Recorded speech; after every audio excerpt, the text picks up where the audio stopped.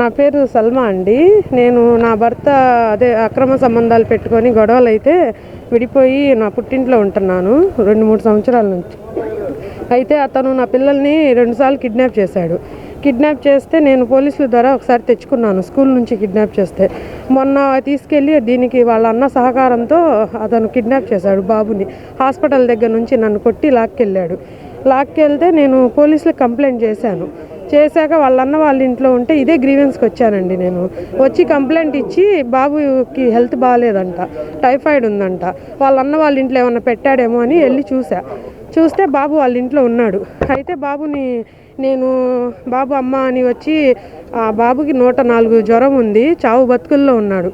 అయితే నేను బాబుని చూసి తీసుకెళ్తుంటే వాళ్ళ వదిన అడ్డుపడి నేను ఇవ్వను, బాబుని తీసుకెళ్ళడానికి కుదరదు అని వాళ్ళ అన్న ఉస్మాన్ అనే అతని కొడుకు మతీన్ ముగ్గురు ఎగబడ్డారు.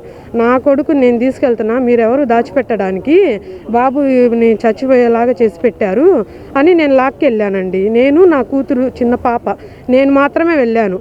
అయితే నాకు సహకారంతో మా బావగారు వచ్చారు.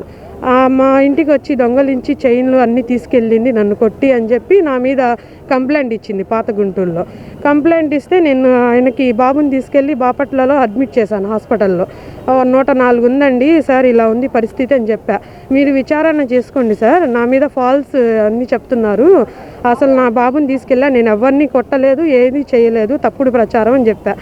ఆయన సరైన విచారణ తీసుకోకుండా పాత గుంటూరు ఎస్ఐ రెహమాన్ గారు అతను వాళ్ళతో కలిసి నువ్వు రాకపోతే నీ మీద ఎఫ్ఐఆర్ కొడతాను అలా చెప్తున్నాడు.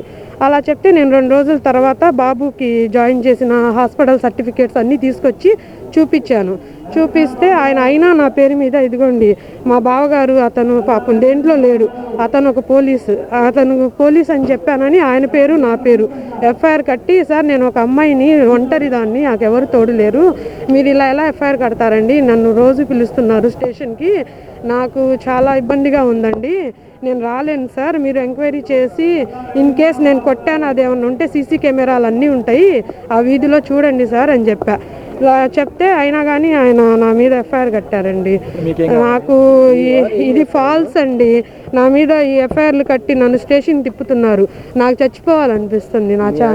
మా ఆయన అసలు మేమిద్దరం విడిపోయాము, నా దాన్ని నేను పుట్టింట్లో ఉంటున్నా, అయినా పిల్లల్ని లాక్కెళ్ళి నన్ను 2 సంవత్సరాలండి కేసు కోర్టులో నడుస్తున్నాయి, డైవర్స్ కేసులు అన్నీ నడుస్తున్నాయి, అతను దేనికి రావట్లా, మెయింటెనెన్స్ కూడా నాకు రూపాయి ఇవ్వట్లా, నేను నా తల్లి మీద ఆధారపడి పిల్లలతో ఉంటున్నా.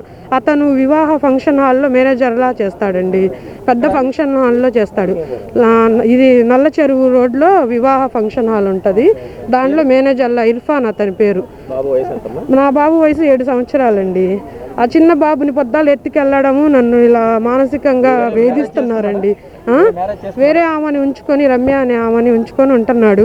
సరే అతను ఫంక్షన్ హాల్లో ఆయనకి 2-3 ఉన్నారు అలా పరిచయాలు, ఆయన ఫోటోలు, ఆయన నన్ను వేధించడం, నా మీద దాడి కూడా, చంపడానికి హత్యాయత్నం చేశాడు నా పుట్టింట్లో ఉండగా. అప్పుడు బాపట్ల అండి, అప్పుడు అతని మీద ఎఫ్ఐఆర్ అయింది, అటెంప్ట్ టు మర్డర్ కేసు అయింది, కోర్టులో జరుగుతున్నాయి.